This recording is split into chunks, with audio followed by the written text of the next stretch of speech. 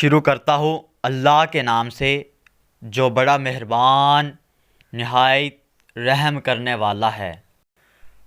مسلمان کی عزت کی حفاظت۔ حضرت ابو الدرداء رضی اللہ تعالی عنہ نبی کریم صلی اللہ علیہ وآلہ وسلم سے روایت کرتے ہیں کہ آپ صلی اللہ علیہ وآلہ وسلم نے فرمایا، جس شخص نے اپنے بھائی کی عزت کا دفاع کیا تو قیامت کے روز اللہ تعالیٰ اس کے چہرے سے آگ کو دور کر دیں گے۔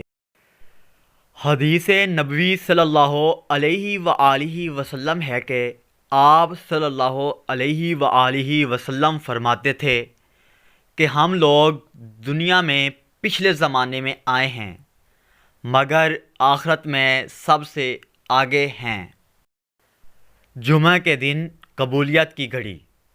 رسول اللہ صلی اللہ علیہ وآلہ وسلم نے فرمایا، جمعہ کے روز اس گھڑی کو جس میں دعا کی قبولیت کی امید کی جاتی ہے، عصر سے لے کر سورج ڈوبنے تک کے درمیان تلاش کرو۔ یہ حکم مرد اور عورت دونوں کے لیے ہے۔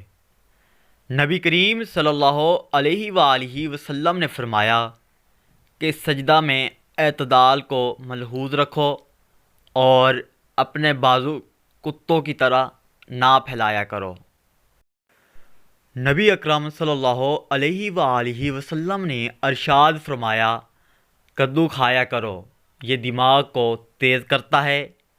کون رسول اللہ صلی اللہ علیہ وآلہ وسلم کے اس پیغام کو ساری دنیا تک پہنچائے گا؟